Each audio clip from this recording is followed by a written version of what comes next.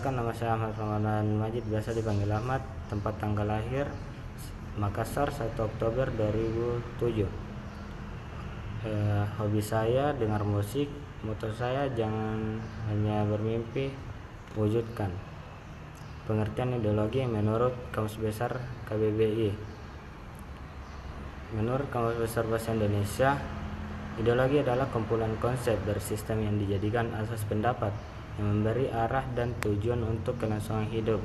Ideologi juga dapat diartikan sebagai cara pandang yang membentuk karakter berpilar dalam mewujudkan keinginan atau cita-cita. Manfaat ideologi menurut pendapat ahli.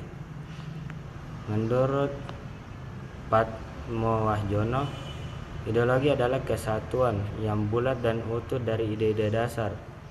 Fungsi ideologi menurut para ahli. Menurut Serjanto, fungsi ideologi adalah memberikan struktur signifikan, yakni keseluruhan pengetahuan yang dapat menjadi landasan untuk memahami dan menafsirkan dunia dari kejadian-kejadian di alam sekitar. Sekian, wassalamualaikum warahmatullahi wabarakatuh.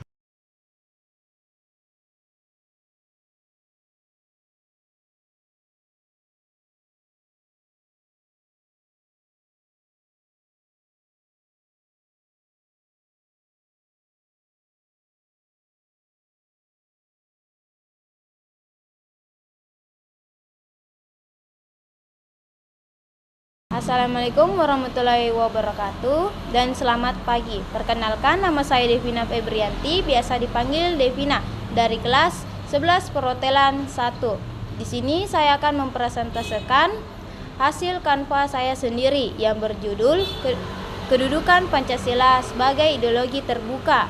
Menurut Kyonto Wibosono di Suwonharjo, terdapat 3 aspek, yaitu telah dipenuhi Pancasila sebagai suatu ideologi, yaitu aspek realitas, aspek idealitas, dan aspek fleksibilitas.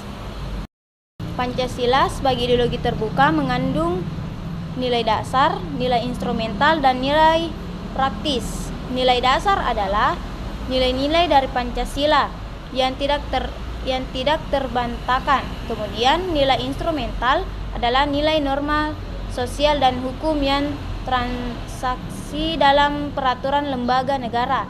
Terakhir, nilai praktis adalah nilai yang diaktifkan secara langsung oleh warga masyarakat. Adapun sebagai ideologi terbuka secara struktural, Pancasila memiliki dimensi idealitas, normatif, dan realitas, yaitu adalah dimensi idealisme. Nilai-nilai dasar Pancasila bersifat sistematis, rasional, dan menyeluruh seperti ketuhanan, kemanusiaan, persatuan, kerakyatan, dan keadilan. Dan B, dimensi normatif. Nilai-nilai dasar Pancasila dijabarkan dalam norma kenegaraan yang menumpahkan norma tertib hukum tinggi di Indonesia. Dan terakhir, dimensi realitas. Pancasila harus mampu mencerminkan realitas yang hidup dan berkembang di masyarakat. Itu saja dari saya, kurang dan lebihnya mohon dimaafkan. Wassalamualaikum warahmatullahi wabarakatuh. Terima kasih.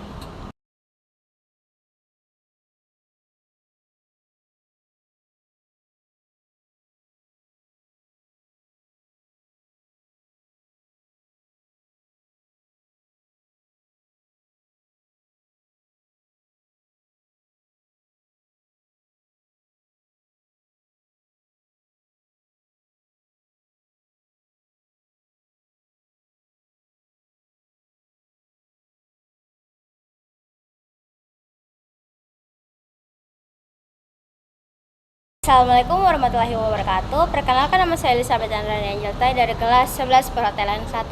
Kali ini saya akan mempresentasikan tentang perwujudan Pancasila sebagai ideologi dalam kehidupan berbangsa dan bernegara. Yang pertama adalah perwujudan nilai-nilai Pancasila dalam bidang politik, yaitu Pancasila berfungsi sebagai penyeleksi nilai politik dan hukum agar selaras dengan dasar negara yang berlaku.